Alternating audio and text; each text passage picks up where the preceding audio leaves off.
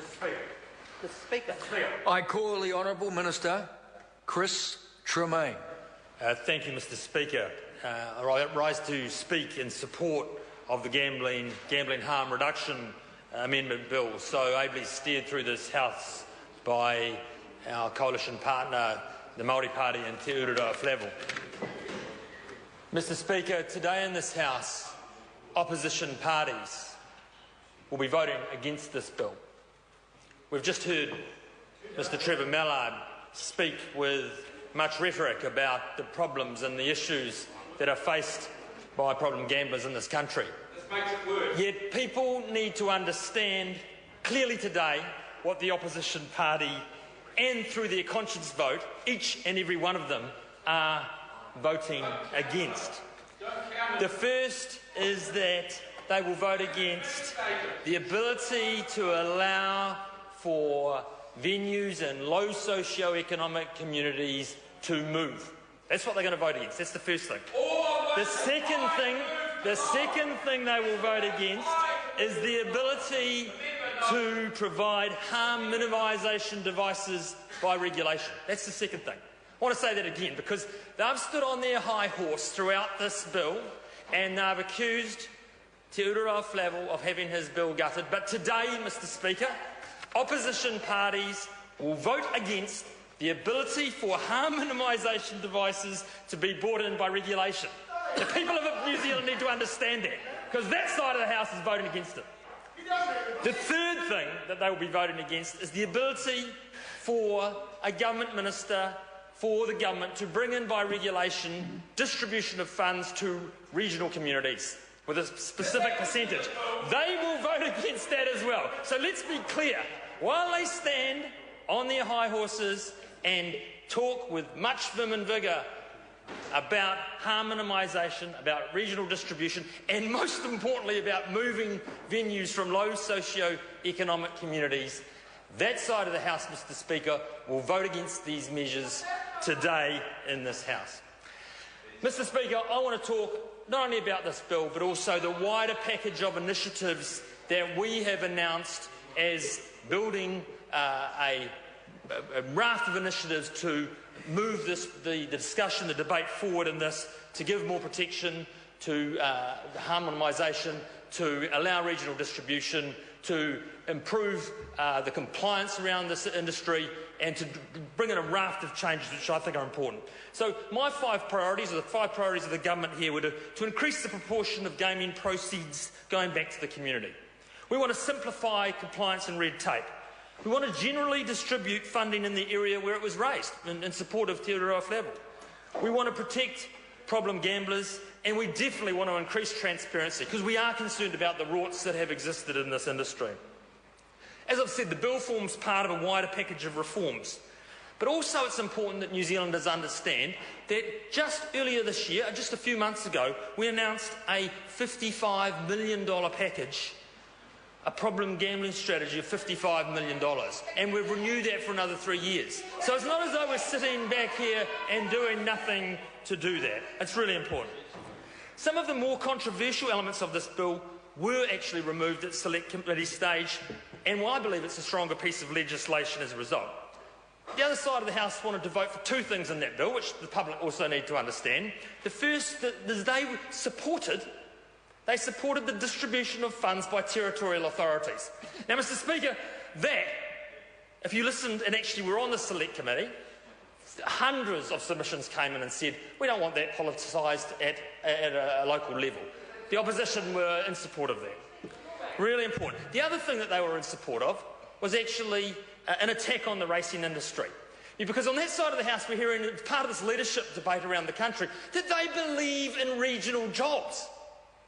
That's what they say. We believe in regional jobs.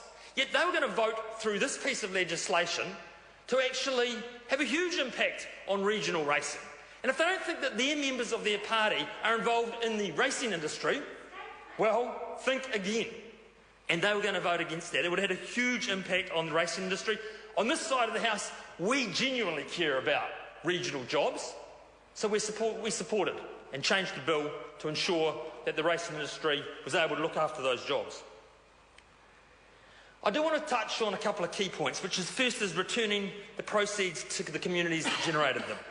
The first thing that this bill does is ensure that proceeds will be returned to communities that generated them. As a general rule, gamblers should not lose money in Kaikoura in order to fund community projects in Taranaki. This goes against the purpose of the Gambling Act, which is to balance the harm caused in communities with the benefits of grants and funding. The government did support this element of the bill from the outset. However, the original bill set this out as a blunt mechanism that could be introduced through individual gaming societies' licences. The Select Committee, in my belief, has wisely changed the bill to enable the government to issue nationwide regulations requiring a minimum percentage to be returned to the local communities. I, in conjunction with Te Ururoa Flavel, will be issuing a discussion document very shortly to make use of this new regulation-making power. The discussion document is a necessary part of the regulation-making process. So when the opposition votes against this regulation-making power, they will be directly voting against a measure that will ensure that proceeds go back to the communities affected by gambling. So when they're thinking about their conscience votes, they may want to think about that. Because I look forward to the support of Ian Lees-Galloway, Ruth Dyson, Rajan Prasad for these regulations when they are promulgated. And here's why. Each of those members put in supplementary order papers, numbers 293, 294 and 295, where they also acknowledge the importance of distributing proceeds within a local or a regional area. This is exactly what the government is doing, so I can't understand why they're voting against this part of the bill now, and look forward to their support. Ms Dyson, that would be fantastic. Thank you. The second thing, hand in hand with these new regulations, I intend to increase the minimum overall amount that gaming societies are required to give back to the community. The minimum percentage at the moment is 37.12%. The current average around 42%. But some societies are lagging. I believe that we can lift the bar here, increase the total amount going back into communities, as well as the proportion that is returned to the same local area. This will also be part of the discussion document that I've just talked about. Once again, I look forward to the support of the Labor Party for this measure when it comes through the House.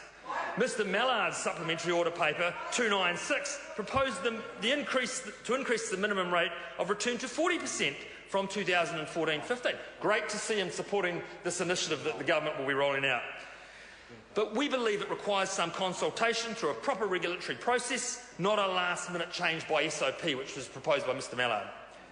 However, I'll be pleased that the government is progressing the idea, and in fact, we had announced these plans long before Mr Mallard's SOP came into the House. Another thing this bill will do, Mr Speaker, is enable councils to encourage venues to transfer out of low socio-demographic areas. That I've discussed in some detail, and I look forward to the support from the opposition in this key part of the bill. Most importantly, Mr Speaker, this bill will enable us to introduce harm minimisation devices on a mandatory nationwide basis. Quite different from the bill, but it empowers us to do this. This is a huge improvement on the original bill, which only said that harm minimisation devices may be introduced through society's licence conditions. The Select Committee recommended a regulation-making power instead, and I think this is a very good suggestion and one that the government supports. Regulations will enable us to introduce new devices into venues and are flexible enough to update as new technology emerges.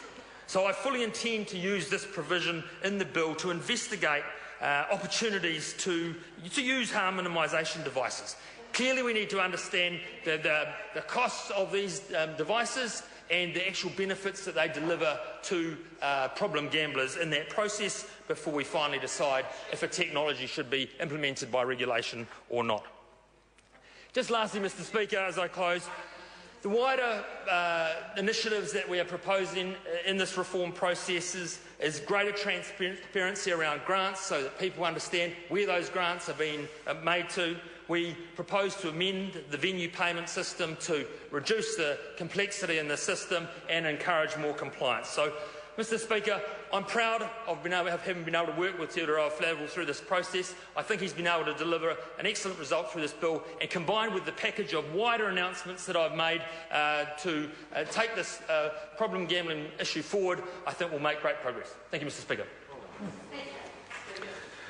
I call the Honourable Member Denise Roach. Thank you, Mr.